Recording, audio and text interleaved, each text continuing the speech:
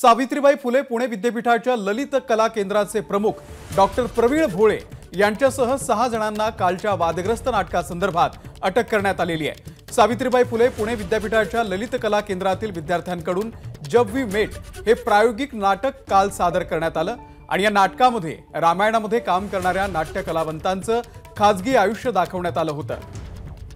राम आणि सीतेच्या तोंडी अतिशय आक्षेपार्ह असे वक्तव्य आणि संवाद सुद्धा होते, त्यामुळे ही कारवाई करण्यात आलेली आहे।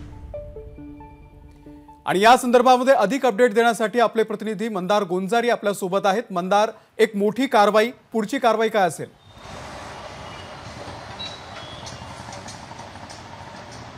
खरं तर ललित कला केंद्र हे ओळखलं जातं ते प्रायोगिक रंगभूमीसाठी आणि या ललित कला केंद्रातील विद्यार्थ्यांकडून वेगवेगळे प्रयोग करणं अपेक्षित होतं।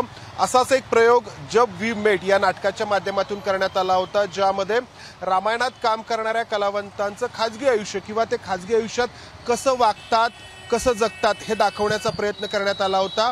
याच कला केंद्राचा विद्यार्थी असलेला भावेश राजेंद्रनी या नाटकाचं लेखन आणि दिग्दर्शन केलेलं होतं। मात्र नाटकातील संवादांना आक्षेप घेण्यात आला, त्याचबरोबर काही सीन होते किंवा काही अशा प्रकारचे दृश्य होती की जी आक्षेपार्ह होती आणि अखिल भारतीय विद्यार्थी परिषदेच्या कार्यकर्त्यांनी काल संध्याकाळी हा नाटकाचा प्रयोग सुरू असताना त्या ठिकाणी हा प्रयोग बंद पाडला, धक्काबुक्की करण्यात आली आणि त्यानंतर पोलिसांकडे तक्रार देखील दाखल करण्यात आली। पोलिसांनी देखील ही तक्रार ग्राह्य धरली आणि नाटकातील संवाद हे आक्षेपार्ह आहेत असं म्हटलं आणि त्यामुळे नाटकाचं लेखन आणि दिग्दर्शन करणारे भावेश राजेंद्र यांच्यासह नाटकात काम करणारे कलावंत यांना तर अटक केलीच, मात्र ललित कला केंद्राचे जे प्रमुख आहेत डॉक्टर प्रवीण भोळे यांना देखील अटक करण्यात आलेली आहे। डॉक्टर प्रवीण भोळे यांनी या संहितेला किंवा स्क्रिप्ट आपण म्हणतो त्या स्क्रिप्टला किंवा संहितेला मान्यता दिली आणि ते शेवटपर्यंत या नाटकाचं एक प्रायोगिक नाटक आहे असं म्हणत समर्थन करत राहिले, म्हणून त्यांना अटक केल्याचं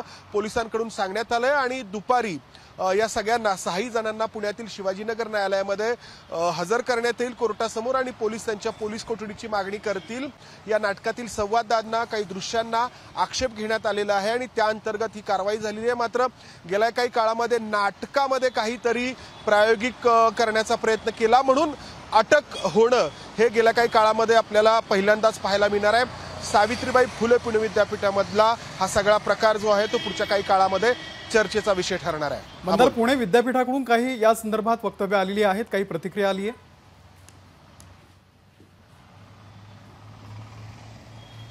पुणे विद्यापीठाने किंवा विद्यापीठाचे जे कुलगुरू आहेत त्यांनी याबाबत कुठली प्रतिक्रिया दिलेली नाही आणि मूग गिळून गप्प बसणं हीच त्यांच्या दृष्टीने सोयीस्कर भूमिका आहे।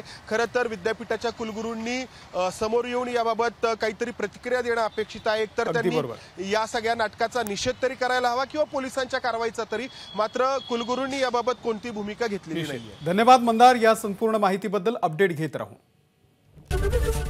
एबीपी माझा, उघडा डोळे बघा नीट।